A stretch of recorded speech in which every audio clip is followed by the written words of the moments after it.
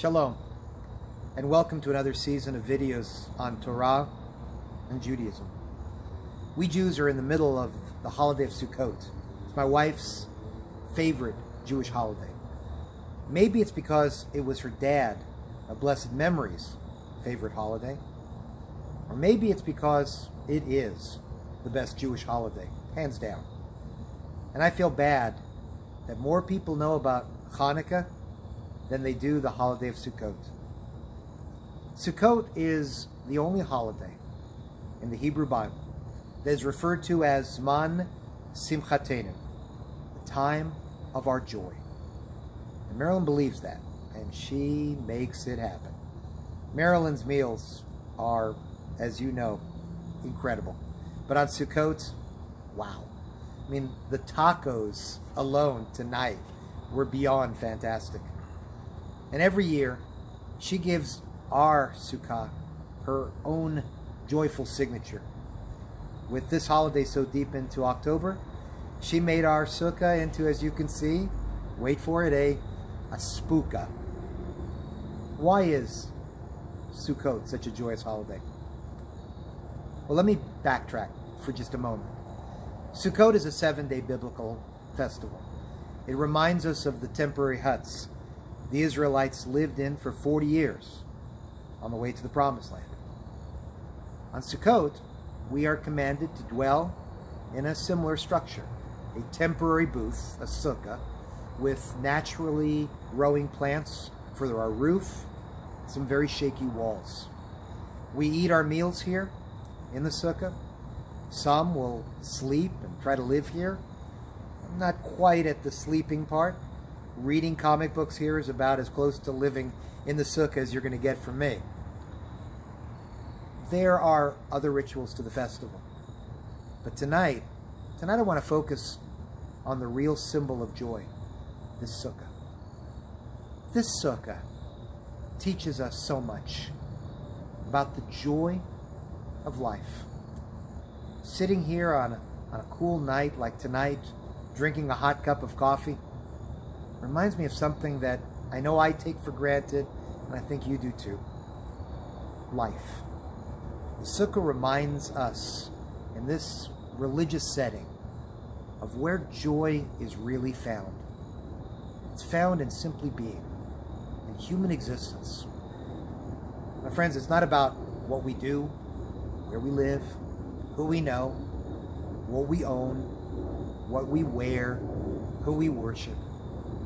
Sitting in this most flimsy of tents, with only nature as our cover, fully exposed to the elements, reminds us of the simple joy of just being alive. I mean, I think it was Rabbi Jonathan Sachs who said it really well. He said the power of the sukkah is that it takes us back to the most elemental roots of our being. The joy of remembering you don't need to live in a big house to feel rich.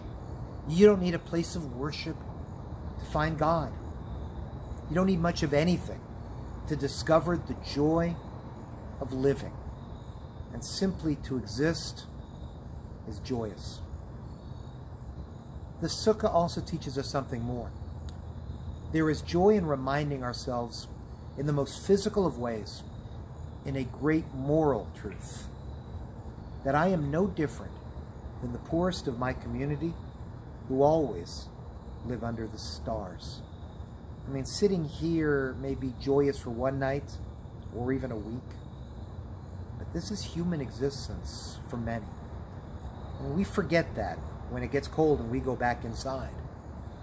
As I get cold and seek real shelter tonight because I'm not going to sleep here, others in our community have no choice.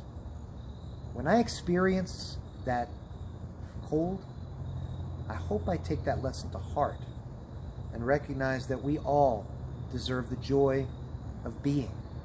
And it's my task not to just seek warmth, security, and protection from the elements for myself, but for all who live under the stars of human existence. In my way of thinking, there can be no greater joy of purpose than a reminder that helping one's fellow human being is how we truly bring glory to God. So I guess what I'm trying to say is I see why Marilyn loves this holiday. Because what can be more joyful than a reminder that the simplest things in life are the most treasured? And what could be more valuable than, while in the sukkah, reminding ourselves that we are all residents of the same planet, experiencing the same elements, and sitting under the same stars. And if we can feel both the joy of living and the desire to bring the joy of living to our fellow brothers and sisters, then this is not just a temporary booth, but a sacred place where God will find joy as well. Chag Sameach, and a happy holiday.